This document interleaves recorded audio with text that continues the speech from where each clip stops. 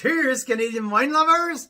Happy Wine Wednesday! Today we're talking about Westcott Vineyard from Niagara Escarpment, rockstar producer of Chardonnay and Pinot Noir. Also, Tightrope Winery from the Armada Bench in British Columbia, but also a recap of our Ontario Sauvignon Blanc report in our Cabernet Franc Marathon. So, stay with us. We'll be right back.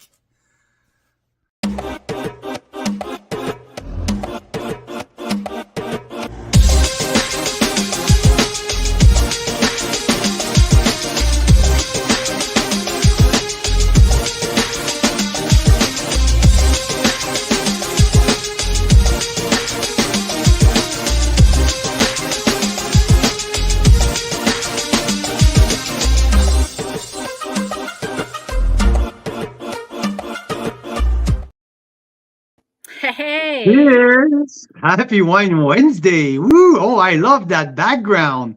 Yeah, Hey, that's Pinot Noir. awesome. I Yeah, haven't seen you this excited about Pinot Noir in a very long time. I guess, eh?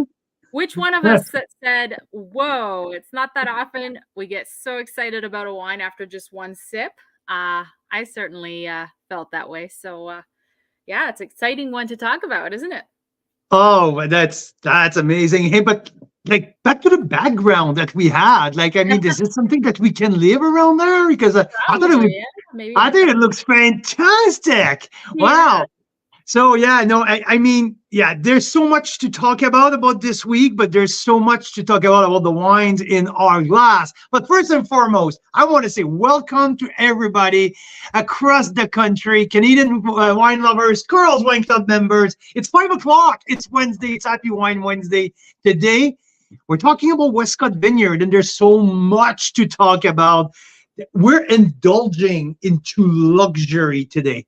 Like what's in our glass, the lineup we have in our glass is absolutely phenomenal. Phenomenal. I mean, it is like the quality of these wines, and we have a little extra at the end, the last wine, but yeah, it's exciting. 93 plus, 94 points, these wines. And I mean, you and me get excited from very different stuff, not very different, sometimes exact same wine we light up, but it's rare. Like at the first sip that you went like, whoa, this is amazing.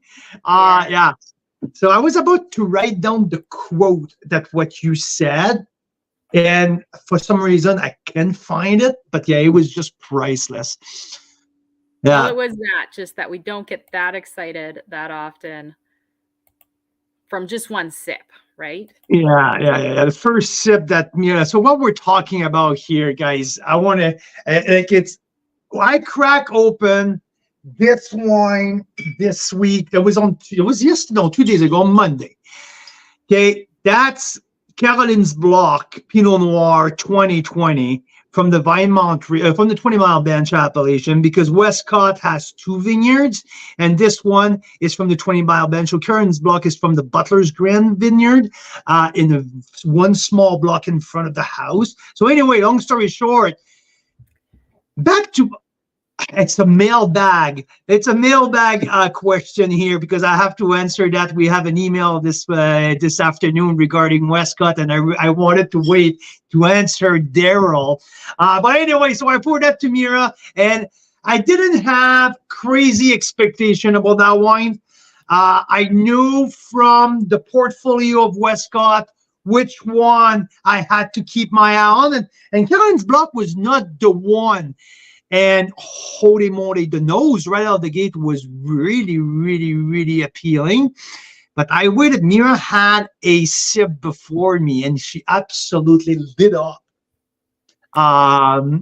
when she had the first sip of the Caroline's Block. And I'm like, whoa, okay, something's going on here.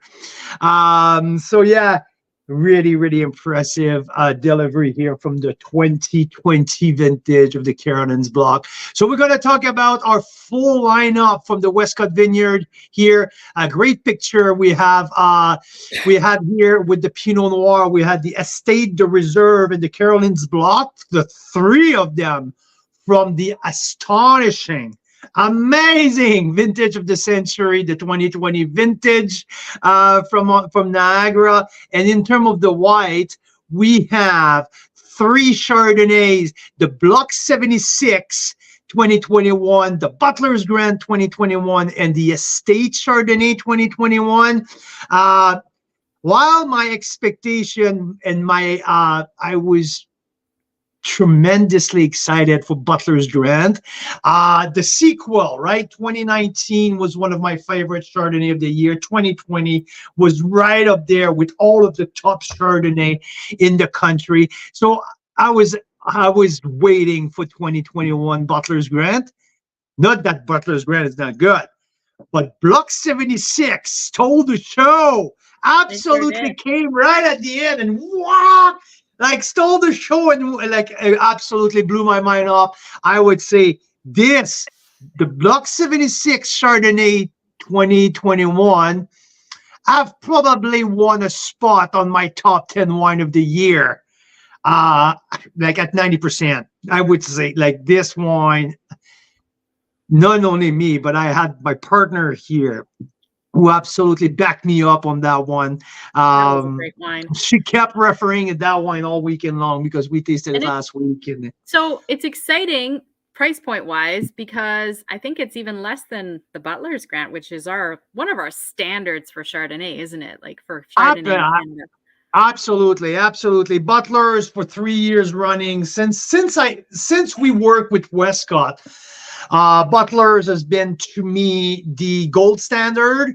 Every year among the batchelors, among the Cave Spring, like among the Doman Kalis, Pearl Morissette, all of the big names of Chardonnay producers, Westcott, Butler's Grant, it's always right there in the middle. Absolutely, no doubt. And that's why I was like, okay. I thought maybe it's a little less, but they're the same price, $50 including tax, which I think is really good. This is like, if you're in BC, this is like a $42 Chardonnay. So $50 including tax. I think that's a great price point for what you get. Absolutely for that level. Like some people will say, okay, $50 card is a pretty high price. Yes, I agree. But when we're talking top premium, I mean, this goes side by side. Like if we put it with Legato, now let's get back to BC. Like I don't put them against each other. I just want to compare price point here and what's in the same category. I mean, this is McLean. It's Meyer Micro Cuvée. It's the Legato, the Silva Legato. If you look at the price point of these two wines, just for shit and giggle, Mira, I think Legato is like over $50, definitely. Oh, yeah, I think so. And McLean, I keep saying McLean Creek. Meyer Micro Cuvée, I'm pretty sure you were around the $65. So, and let's get back to Ontario. Cuvée 19e from Pearl Morissette, a $60, $70 wine. I mean, this is the like batchelors. Now, if we look at the Frontière, the new. Oh, by the way, we're getting a box of batchelors coming. Yes. Speaking about Chardonnay, but if you look at the top release of Thomas, they're all like between $48 and $65. So yeah, that's where we're at. Now here's the thing. So it's a good place to take a quick little break and talk about price point, because we did something pretty interesting last week, a little bit last minute, because we had just tasted 16 Ontario Sauvignon Blancs last Wine Wednesday. Yeah, it was great. Thanks for all y'all that tuned in, and some members that even stopped by in person either that day or a couple days later to taste them in person. So the next night we went to Lake Boat Vineyards, and they did something pretty interesting, which is we had a whole guided tasting of the Lake Boat wines, which is a new winery in Caledon. Okay, and they do Chardonnay and Pinot Noir. Speaking of, and we tasted them side by side, some similar international wines. And they kept the price till the very, very end, because a lot of people often say, oh, Canadian wine's so expensive. Why, when we go to Europe, wine is so cheap?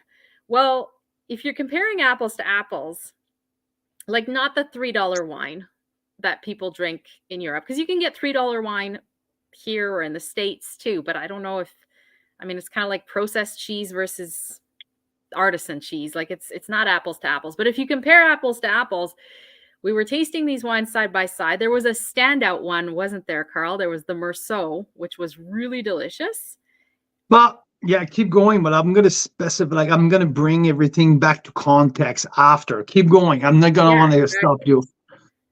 So no, I was just getting a picture of it, but I don't have it right here. But there was a Merceau, and we tasted it side by side, the lake boat, right? That's where we were at this guided tasting. Yeah, so interestingly enough, so what we have here, you're seeing 4 wines from Burgundy.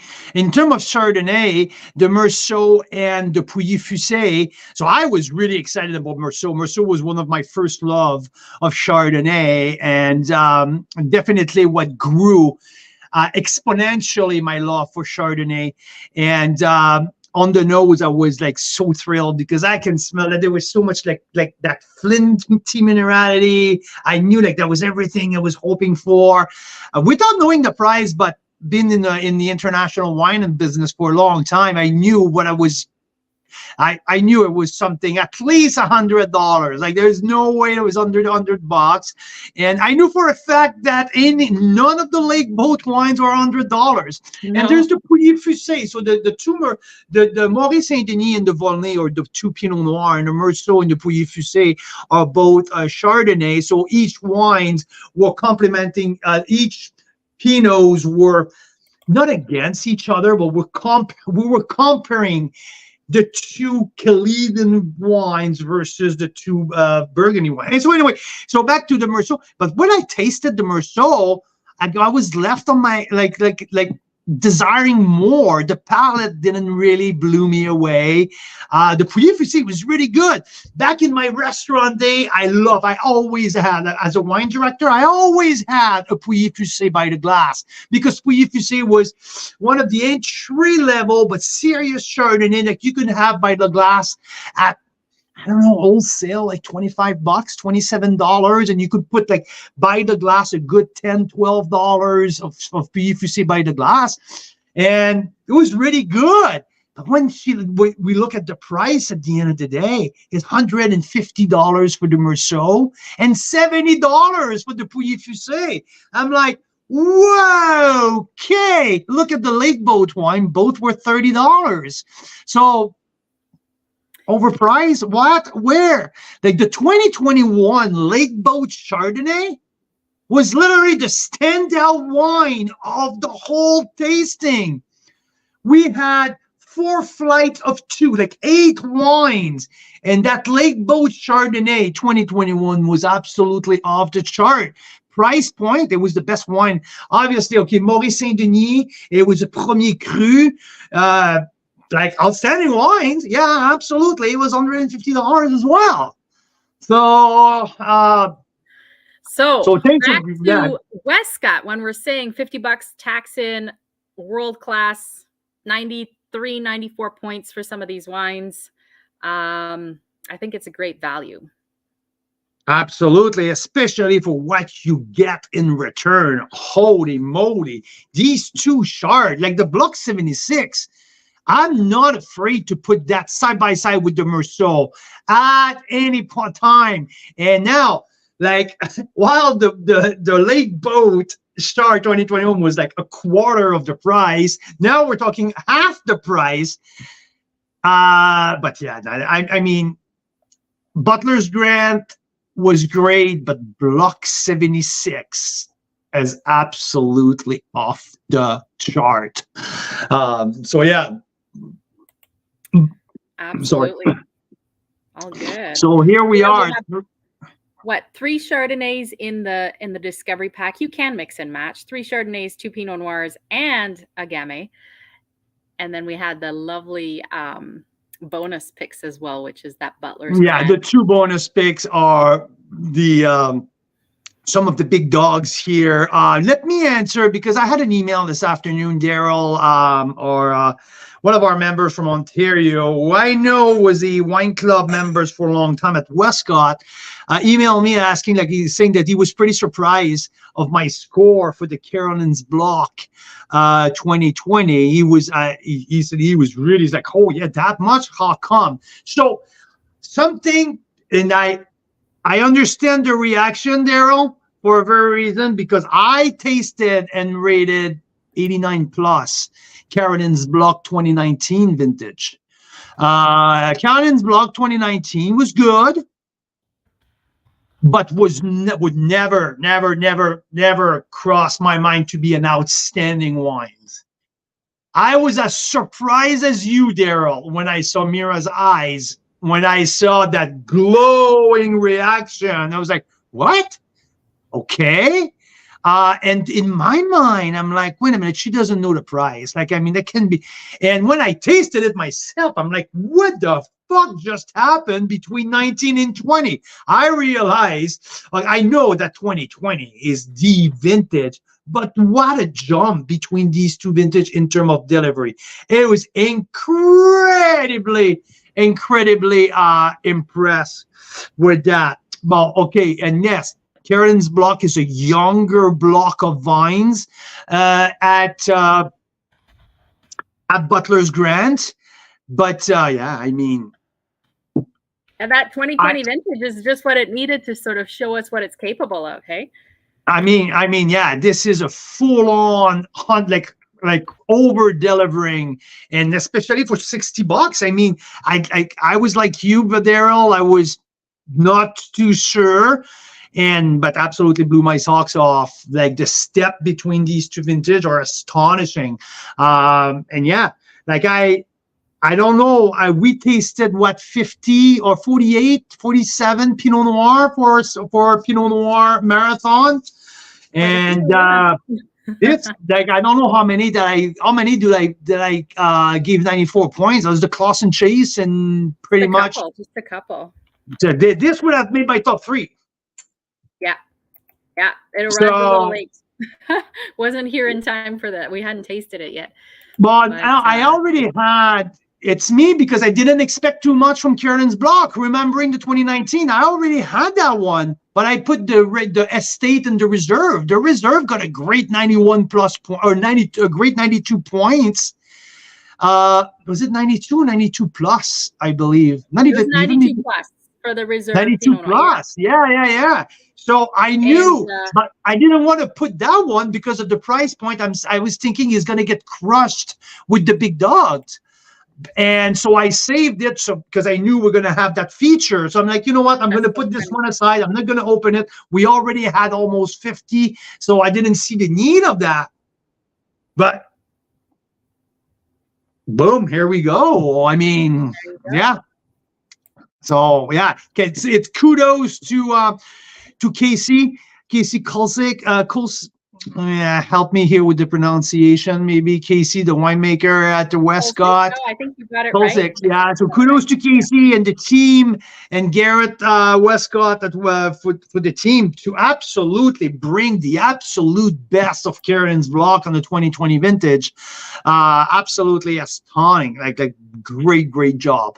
On the other hand, for the Chardonnays, I personally prefer the Chardonnays from the 2019 vintage over 2020, because I like the brightness. In 2021, I mean, there's a different beast on its own. It was not 2020, but these Chardonnays are showing very well. The 3 of them are 2021 vintage. And like I said, the Estate at $30 is their entry level, versus Block 76 and Butler's Grant. Now we're talking about a big gap here, a $20 in between the two category, but holy moly, what a difference. And I know that Block 76 was mentioned in a few article late fall, early fall, about one of the most promising Chardonnay of Ontario, and I can't agree more, man. Like, and I know one of my colleague, Rick Vansickle, tasted that wine as well early fall and was absolutely blown away. So yeah, 94 plus for the Block 76, and this is going on the top 10 wine of the year. Yeah, at this point, we've got quite a few Pinots and Chards in that top 10, don't we? I think so. But yeah, and you're not out to lunch either on the on the Carolyn's Block Pinot Noir, because I mean you gave it 94 points, which would have been tied as the highest score of that Pinot Noir marathon we did a couple months ago, I think, right up there with Leaning Post.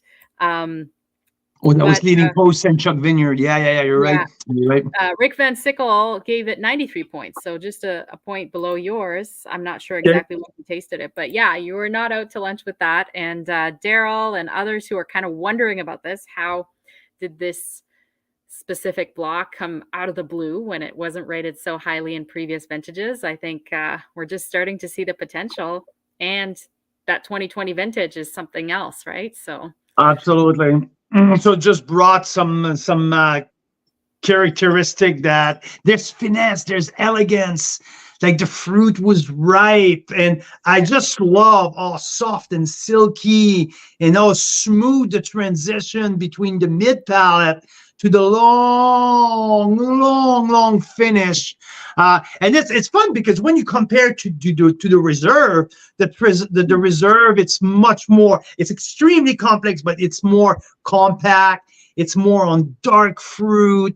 It was more on tobacco, and more a bit on the grippy side, like the finesse between the power of the reserve. Like the two wines are completely different, but what, a 1.5 difference? So yeah, like great job. But when we talk Westcott, Mira, we often think about premium $50 wines or something like that, but it started quite a year and a half ago or 2 years ago when Carolyn sent you that was back then and pre-released the first ever Riesling that they were making from Butler's Grant, and they just had purchased Butler's Grant, and we tasted that Riesling and we're like, oh my god, this is so very good.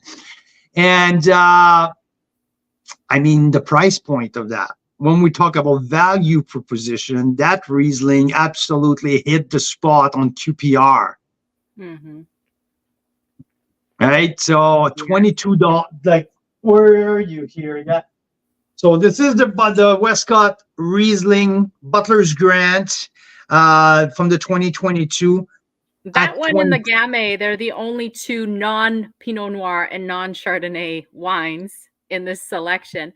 But yeah, it's totally worthwhile because it's an excellent QPR. I think $22 including tax. That's what, like about a $20 BC wine. $19, yeah. Yeah, so great value for what you get. And it was one of those that I think we ended up having some left over for the next day. We had so many wines open, and it was one of those that was nicer on the second day too, which is pretty rare. So yeah, I know. I mean, it was good. It was good on the first day, but nothing to go absolutely crazy. And the second day, when the sushi arrived, and like we were like revisiting other bottles, and I give it a try, and wow, it became much more layered. And yeah, so that's when I was like, whoa, okay, now this is like really, really, really interesting. And I couldn't believe that $22, because I could have paid easily $30 without it, absolutely no doubt. And 22, like, wow, I love it. So Daryl, you're in, Daryl.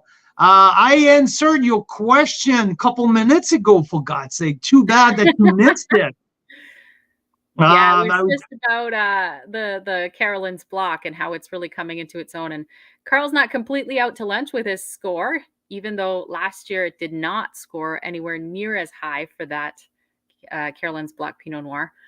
But Rick Van Sickle, too, also gave it a very high score. It is really come into its own for the 2020 vintage, and I hope it's a sign of what's to come from that block. Yeah, just to backtrack, just quickly, briefly, Daryl.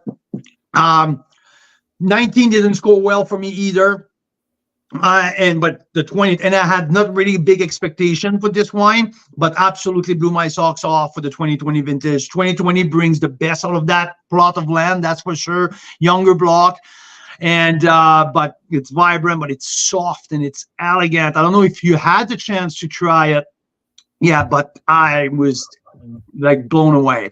So yeah, you can backtrack maybe 5 minutes from the show, and you're gonna get the whole answer around your email this afternoon. So thanks for emailing. I think we should start that day. We should start a mailbag, Mira, about for every Wednesday. Totally. Ask Carl anything. Good idea. Yeah. Hey, Hey, one more thing I want to mention here, especially with the Block 76. It's over a week old. Okay, so what's in my glasses, Carl? Which glass you want to know? Well, the first two. There's 1 and 2. You've labeled them. Thank you. So 1 and 2, it's a Block 76 and Butler's Grant. Both. Okay. Yeah. So you got both. Don't judge Butler's Grant by the nose. I think it's getting a little sulfury on the nose. Like there's a. Well, I think that they've been open over a week, right? Because we did these tasting notes about a week ago. So I did open the Block 76 at least 3 days before Butler's Grant, at least. And surprisingly enough, now, Block 76 is still much more narrow, much more directional.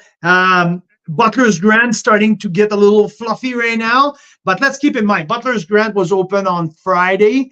So we're talking 5 days completely. Block 76, we're at 8 days now. And it's still showing fantastic. Wine number 1. So, yeah. Mm. I totally agree. Very enjoyable. We have some raw oysters, which I am excited to shuck here momentarily and have with these shards.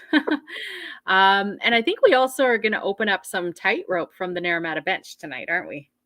Well, I just tasted the Semillon prior to the show from tightrope. And I think that's what's going to go with the oyster. And that Semillon is zippy, zingy, energetic. There's so much going on, so I can't wait. I remember tasting it with Graham O'Rourke, I would say probably in July, if I'm not mistaken. And this was one of the star of our tasting. And now we're getting ready for next week because, next week we're featuring tightrope from the Naramata bench. And this is a very exciting offers because has been under my radar for a couple years now. It's the first time we're featuring them, right? Yep, first time ever. First time. And it's such a talented winemaker. And viticulturist. Exactly. Yeah. He's known as one of the best in BC. So for viticulture. Yeah. And then his wife is the winemaker, and she is also very, very talented. So together, it's pretty cool what they can produce. Yeah, exactly. So if you look at your 4 glasses that you have behind you, so you have 2 Westcotts, 2 Chardonnay, the Block 76 and Butler's Grant, and on the red you have Carolyn's Block. Ooh, and the big purple guy that I have not tasted yet, it's Tightrope Syrah 2020. Ooh, very exciting. Yeah, this wine, I believe that this wine won platinum at Wine Line or at the All Canadian something. I'm not exactly sure. You know what else too? I have not tasted a Syrah in a while, and I think there's something sad about that because a lot of the Syrah vines were killed this past winter, weren't they? And So we're going to be seeing a little less and less. We're just talking to Mount Boucherie on the down low here to see if we can reserve some of their very last Syrah for quite a while. Or from Rust, right? So Rust usually do 3 or 4 Syrah every year. And I don't know if you remember, we made a Syrah terroir pack a year and a half ago, I guess, or something like that. Yeah. And I want to do the same thing. And the request is now at the highest level of the board at Mount Boucherie and Rust, because they're down to only one now. So like lots of vines death here in BC with the Syrahs. So but I have a good feeling. I think that we are going to be able to pull off at least a 3-pack of 3 different Syrahs from the same vintage, maybe 4. I'm still pushing hard on that. So I have some good friends at the high level at Mount Boucherie and Rust. So we'll see. Let's hope so. Fingers crossed. You know, Daryl, Syrah versus Pinot. No, it's not a fair fight at all. There's no fighting, though. I'll just drink them both. Give them as much love each other, right? Yeah. Like the kids.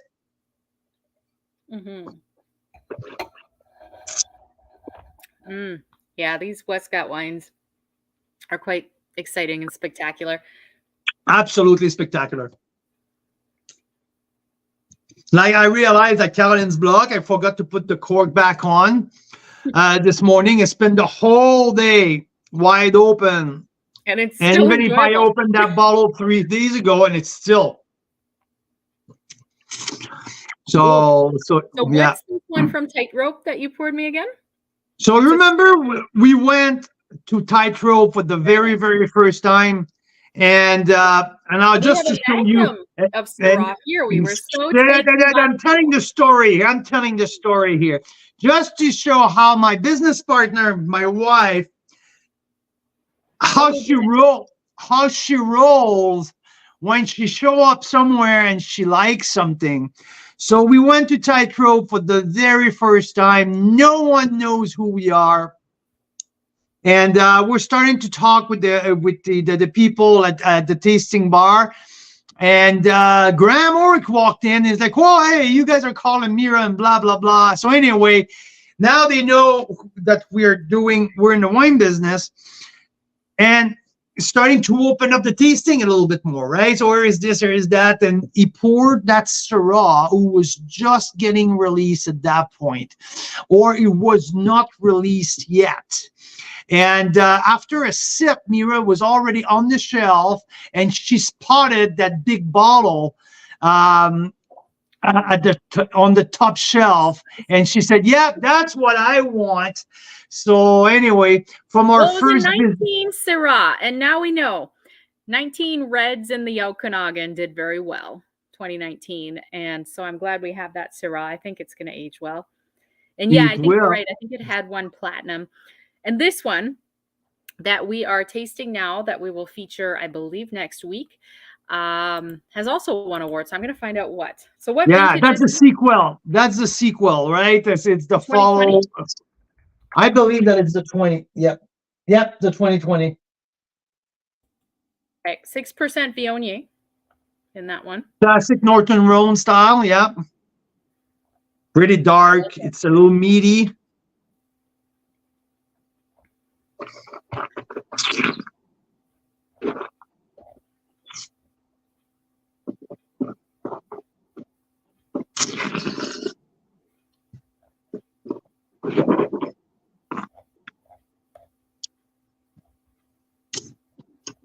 It's fresh. It's elegant.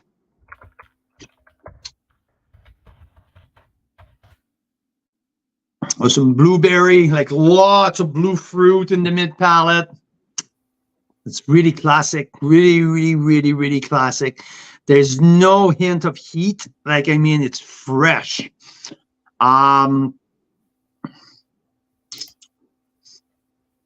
There's a grip, but I love that style of grip. It doesn't rip my face off, but it's well made. It's well, like the proportion, like the the synergy between the front and the end is just like so fluid. There's some like a hint of herbs, like mostly fresh herbs. It's delicious. Yeah, There's some dark cherry as well, a hint of chocolate. Yeah, I think it won bronze, so I don't think it was the platinum winner, but I could be wrong. That's maybe the 19 that was the platinum. Yeah, that's the one I have the magnum of.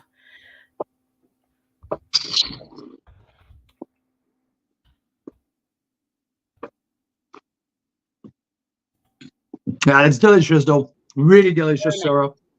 Yeah, very nice. There's a pepper at the end, but more white pepper. It's not spicy. It's not South Okanagan spice. It's a little bit more subtle. It's a little bit more elegant. It's a really elegant wine. Yeah. I'm going back to the Carolyn's block. So, yeah. So that's the prelude for Tightrope. We're gonna have 9 wines, and I'll probably have to go to bed late tonight because there's a lot of tasting notes to put together for Tightrope. We have Viognier, Semillon. We have a rosé that we really, really like this summer. There's a Riesling, single vineyard. All the fruits are Naramata bench fruit.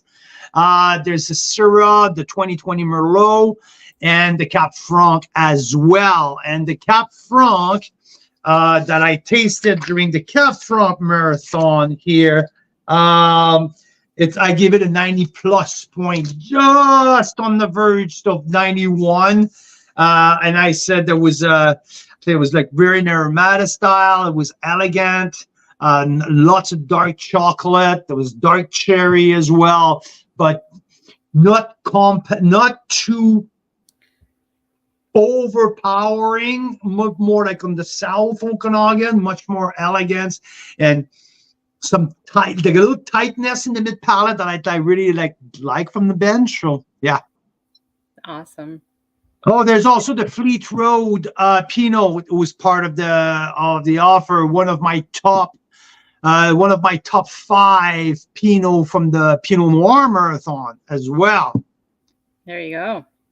So speaking of varietal marathons, we did 2 in the last 2 weeks. We did Cab Franc, 54 Cab Francs open. It was mayhem. And then we also did Ontario Sauvignon Blanc. But what was really cool about this, especially with the Cab Franc, I don't know if we've talked about this yet, is Mr. Cab Franc himself, Brian Schmidt from Vineland Estates. He makes some incredible Cab Franc, especially out of his boutique vineyard, and exceptional value at also $15.95 for the entry-level Cab Franc at Vineland, including tax, and it tastes great. Well, he sent us tank samples. So we tasted his finished wines versus tank samples of the upcoming wines. And then this crazy thing happened. Look at this. We went to Black Market. Mike, the average wine enthusiast, was in town from Ontario. Clay Martin and Johanna were here from Vancouver, from BC Wine Review, some of our members. And so we all got together at Black Market and we tasted Brian Schmidt's tank samples. But the reason why that happened is when Rob Hammersley, we had a conversation about, he asked me how the Cap Franc marathon went. And he said, by the way, we just leased a new vineyard and we're going to replant next year. And I'm looking at different clones of Cap Franc. And I'm like, wait a minute.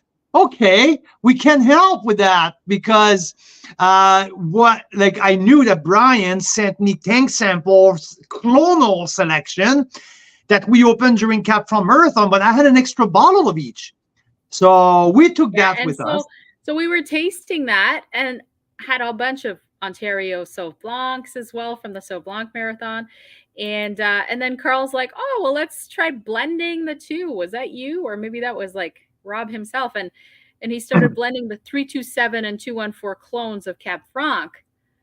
And I tasted one of the blends. It was quite good. So then we started to get really nerdy. Rob but his thingamajig here that like measures the wine, I think. What does that do, Carl? Yeah, it's like if you want to be more precise with your blending, so you get, let's say, like you have the milliliter, and like you just pump a certain quantity, so now you know exactly how much. And if you want to do a third or an half and half, or a third and a two-thirds, so you just measure the quantity, right? Yeah. So it's basically in measure, right? We got quite nerdy with that. It was quite fun. Yeah, but the thing is, so I'm just like kind of one-on-one with Rob, and we're geeking out on that, and we're tasting both and try to describe both. And at some point, he's just like that, just pour one in the other. And I clicked like right away. I'm like, yeah, duh. But a couple people around like, hey, what did you just do? Why are you pouring? Like, why are you mixing your wines? And they're like, hold on. So now we started to give 2 cups to everyone. So like other people started to do the same exercise, and but yeah, you see how more like when you do clonal versus blend, how the clonal are singular but really precise, and they have like that very like some different typicity. And when you get the blend, but now sometimes you get more complete wine. It depends, right? But yeah, like the blend got soft so quickly. Like it was much softer, much rounder. So it was, it was pretty cool. It was pretty cool. I like mine with 2/3 of 327 and 1/3 of 214. That was mine. I really like the 327 clone from Boutique there. Very good. So, hey, let's recap on Westcott. And before we do that, though, I have a couple funnies, okay? Things I've seen on our members' feeds this week. So here's one. Who had fruit flies this last year? Because it was like a cross-country phenomenon. Okay, we were talking to members in the Okanagan, in Saskatchewan, in Manitoba. Of course, there's fruit flies. And then Ontario, everyone's like, oh, there's all these fruit flies this year. So here's the thing. It's no longer summer. The only thing I appreciate about winter is the absence of fruit flies in my wine glass. Love that. And you know what? This summer was an absolute disaster. And not this summer, though. Like late summer, like September. Like it was absolutely disgusting. Yeah. So absence of fruit flies. And then the other great thing. Oh, are you tasting more? What are you tasting there? My sweet taster there. Block 76. Very nice. I mean, the minerality. Syrah and Pinot Noir here. It's quite an adventure. The flinty minerality is just so good. Like this, there's so much minerality in this wine. Like it's lasted and lasted. This is a winner. It's a real winner. That's it. It's like 8 or 9 days open, for God's sake. It's crazy. It's crazy. It really is. So good still. So good. So, hey, I have another shout out to our members for funnies. And Daryl sent me quite a few. I'm going to have to start bringing them on here. John says, decided to make sure my wife woke up with a smile, and now I'm not allowed to have Sharpies in the house any longer. So I think this goes for husband too, right? So Carl, sleep with one eye open. As I always do. Oh, always, yeah. As I always do. 3 kids after all, so you know. I mean, I haven't had a full night of sleep in a very long time, so. Love it. It's true. It's true. Come on, give me another funny. Do you have another one? Oh, no, I don't actually. So you're going to have to come up with a joke now. Yeah. Knock, knock. I have classics from Carl. Okay, classics from Carl. This is Carl's party joke. When I didn't know much about what you do, Carl, and I'd take you to parties, and I would say, "Oh, this is my husband, and he's in wine. He does things with wine." And people would say, "Oh, great. Well, I always had a question for someone like you. You know, what do you think is the difference between $100 bottle and a $20 bottle? You know, what's the big difference? And Carl was always like, ha ha ha, $80. I mean, dum dum. So that's Carl's My perennial wine joke. 5-year-old can answer that faster than you are. So, Trick question. yeah. Yeah. So, okay. So I like that little new sequence here of the fun of the funny of the week. I like that. I really like that. Let's keep going with that. All right. Let's do it. Something new's coming up this week. It's going to be the Enovino Wine of the Week. So Yes. a new partnership with Enovino, the fantastic aerator, where I decant my wine one glass at a time. So yeah, we're going to do the Enovino Wine of the Week. And we will have them back in stock shortly, so you can add them on to your wine packs that are ordered in the next few weeks with no extra shipping charges. And you can also get them in multiples with free shipping. So these are great stocking stuffers for anyone you know that likes wine. They're an aerator that instantly decants your wine, which is so handy because, I mean, how many times do you have a great wine open and you think, I should have decanted this?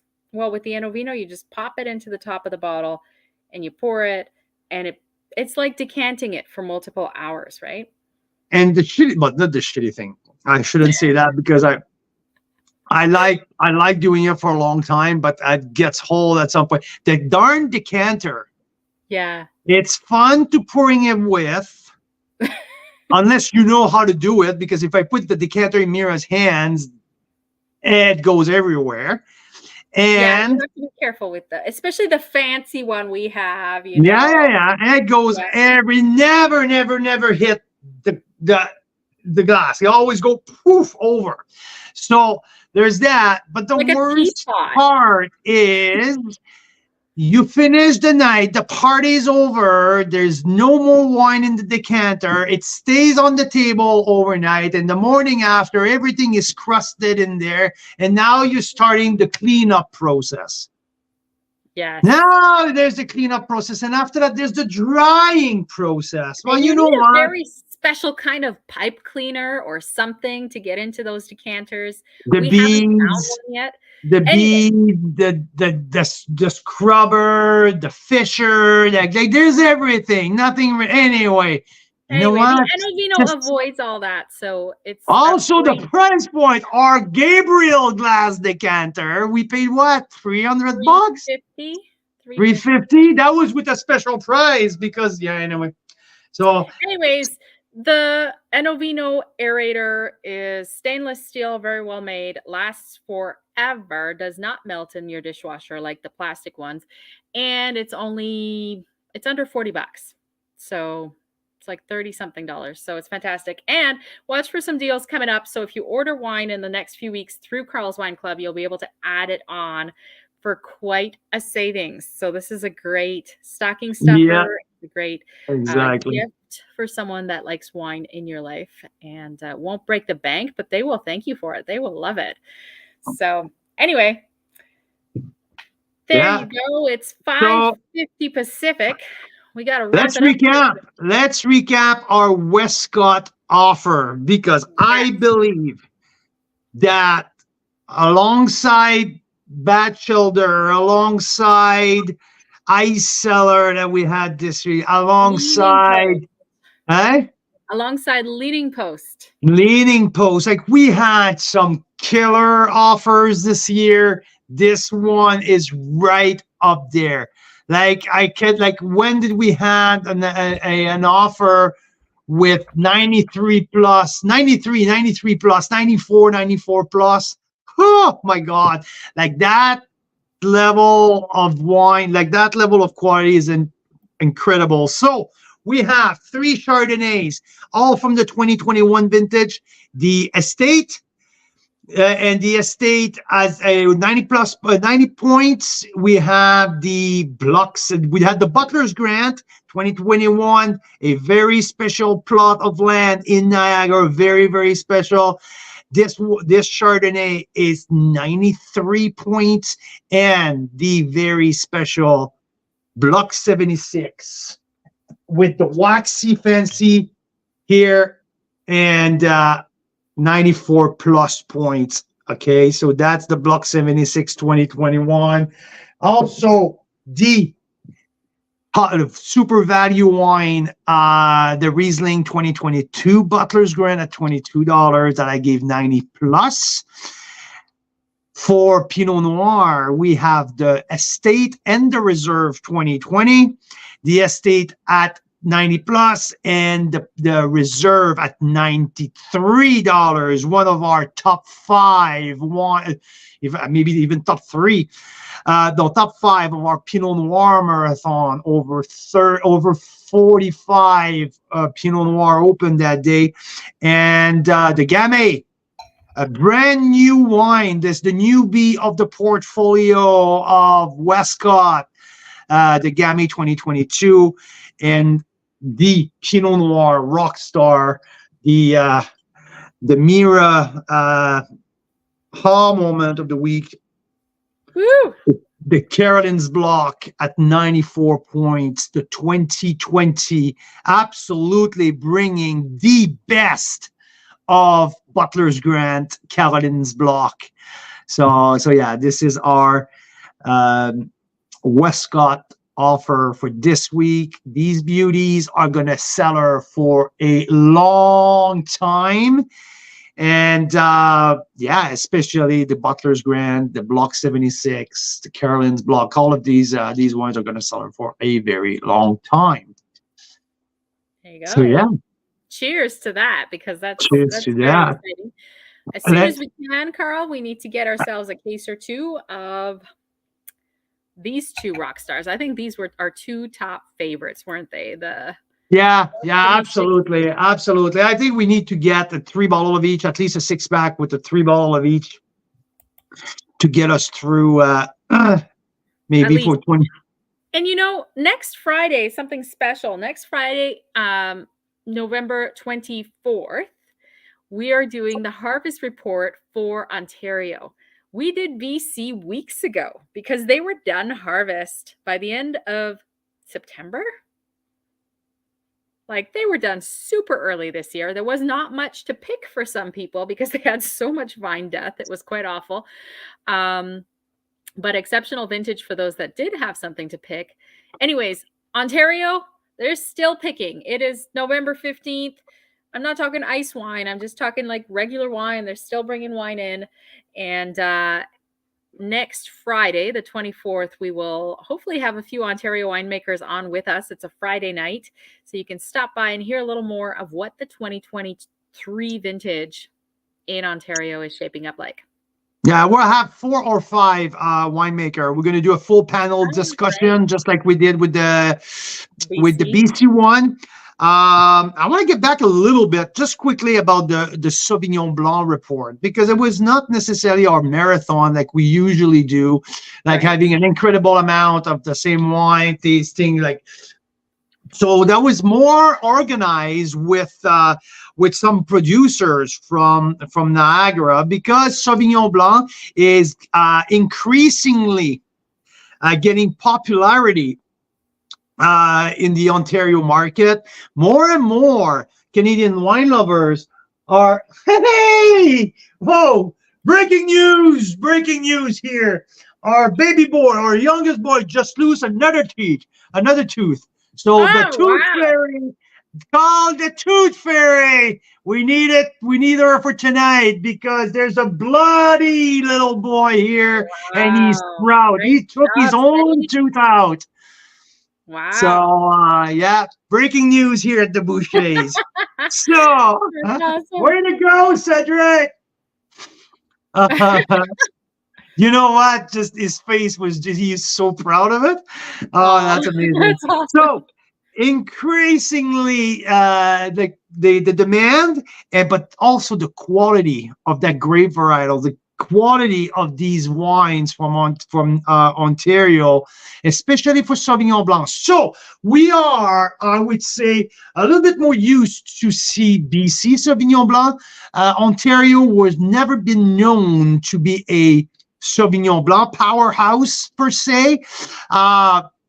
Very finicky to grow, doesn't like the cold at all. So by definition, I mean, this is not something that you will find everywhere in Ontario. And but the Canadian wine lovers are asking for. So anyway, with some of the producers, they say, Carl, we would like to shed the light on that. We would like to talk about it. So we did a report. We had 15 Ontario Sauvignon Blanc from all over Ontario, all different places. But the goal was more to talk to winemakers and to grape grower what makes Sauvignon Blanc special and what we can expect. So one thing that I realized when I look at the map and when I look at the lineup and I look at the appellation, and I realize that most of these wines are coming from appellation close to the lake. So I'm like, that makes sense. Yeah, the tempering effect of the lake, so that protects the vineyard against the frost and against these really against these spikes of these spikes of cold during the winter. And so most of them like Creek Shore, Lincoln Lake Shore, and also Niagara on the lake. So like on the 4 Mile Creek where it's a little bit warmer. And so, we had an amazing display of Sauvignon Blanc, different style. And to me, it was the connection with the people who came from an interview. Because with Andrea Kaiser, with the Open Lenders sisters, and like, I mean, we're talking about the second generation of Canadian, so the Open Lenders, Matthias Open Lender is one of the best grower on Niagara on the Lake. He brought his European experience and European style, and now the daughters are taking over, and they just, for the first time, Matthias never made wine, and now the daughters are making their first label. So it's the first release of the labeling wines.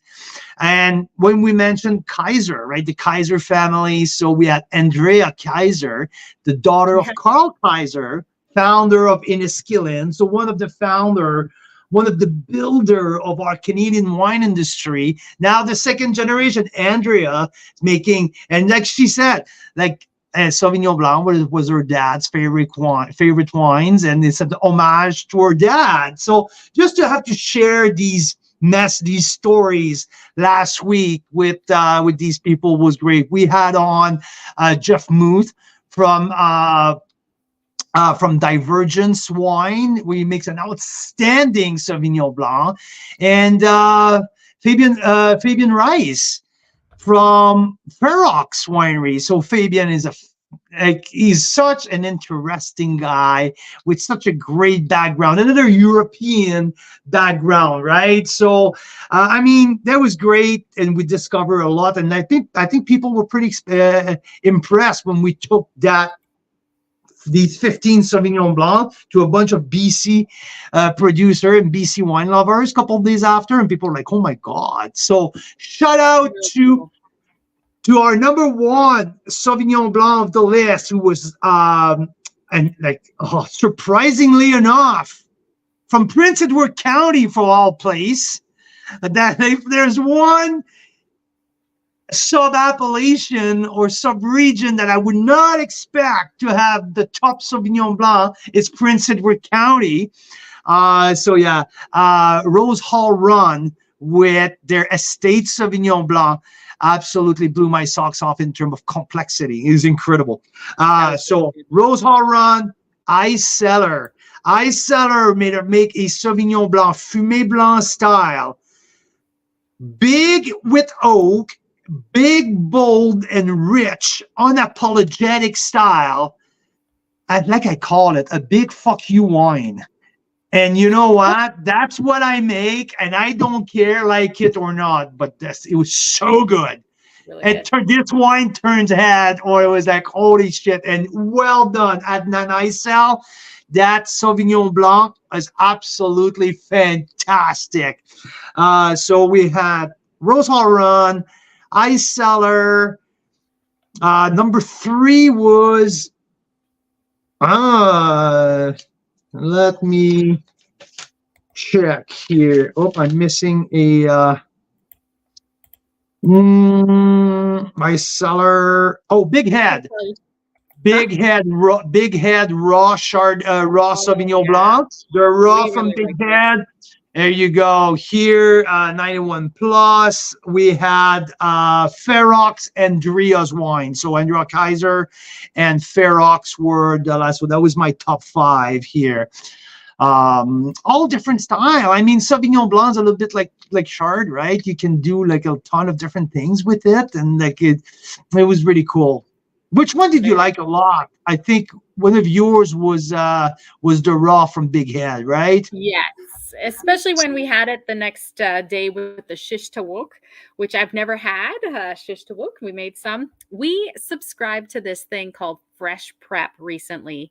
Now we tried all these different like food subscription services, HelloFresh. There was a couple other ones. This Fresh Prep one is the real deal. And they send us these great recipes created by chefs. So this one was from Nuba, Lebanese restaurant. Vancouver, right? Yeah. And it's just stuff that we would never normally think to make because we don't have those spices in our house. We've never made that before, but it was freaking delicious. And with that, the raw Sauvignon Blanc from Big Head is amazing because that raw Sauv Blanc, it really has an edge to it, doesn't it? It's quite an interesting, like different kind of Sauv Blanc. And it went really well with the shish tawuk. It stood up to the spice. And yeah, it was stunning. Yeah, and also shout out to Dria's wine, who already like is making some very soft and elegant Sauvignon Blanc. So yeah, I mean, great diversity of styles. So yeah, amazing. So many great things in the world of Canadian wine. So exciting. So thanks so much, you guys, for stopping by. It was Wine Wednesday. We got Tightrope coming up for next Wednesday. Hopefully we'll interview someone from the winery for that because it's our first time featuring them. And next Friday is the Ontario Harvest Report. Absolutely. So, oh, by the way, it's Christmas gifting season. So if you don't have the patience and you see your Christmas gifting, if you're a businessman, if it's corporate or whatever, I mean, let us know. Just send us a note that you need help. We do concierge service for all your Christmas gifting, from 1 bottles to 300 bottles, whatever you need. We're here. We're going to help you. We're going to curate it. We're going to curate for you. So yeah. Yeah, and it's the real deal. We have an amazing print shop here in Penticton, Aurora Printing. They do our printing for us. So if you pick a wine for your Christmas gifting, we can get some really nice tasting notes done up, even cards with your message. We've done that for, like Carl said, anywhere from a couple gifts to like well over 100 or 200 gifts for some of these places that we're sending wine to. So yeah. It'll save you a lot of hassle, and we can handle a lot of it, and it'll impress people because these are not the wines that you find at the liquor store. These are special wines with a story. Carl hand signs these tasting notes, so it feels extra special and curated, especially for your nice list. There you go. So yeah, well, great job, Mira Boucher. I'll Great let you job. How's finish it? your Karen's Block Pinot Noir, and I'll let you You know dig what? into your. Is number one in the glasses, the one glass, is it the Block 76 Chardonnay? Absolutely. That is incredible how well that is showing after over a week of being open. More than a week. So good. More than a week. So does this mean, I mean, it's 2023. Does this mean that we got to hold on to it like at least 10 more years, 2033? I'm not. It's way too good. Not a Because this is chance. telling me this can last that long, no problem. Yeah, it can last forever. There's the level of acidity, of minerality, like this. But I mean, at some point, I mean, it's going to develop and reach a peak that I think probably the peak of that wine, probably what, 2027, 2028. Oh, you think so? But depending on where you like your wines, like how you like your wines, at what stage, and like there's so many different things, right? But when I taste that now, but there's one thing, like I pump the wine, right? Like here is that little like lid that I put on the top, and I have a little pump that I take the air out of the bottle, so there's no air in the bottle. It's in contact. There's no oxygen in contact with the wine, so it takes much more time to oxidize. But this wine is a tank. It's incredible. It is. So yeah, get your Westcott wine because the selection is amazing. 93, 93 plus, 94, 94 plus. Bring it on, buddy. Bring it on. So Mira Boucher, thank you so much. Canadian wine lovers, Cars Wine Club members, all of you guys. Cheers. Cheers. Have a great night. Happy Wine Wednesday.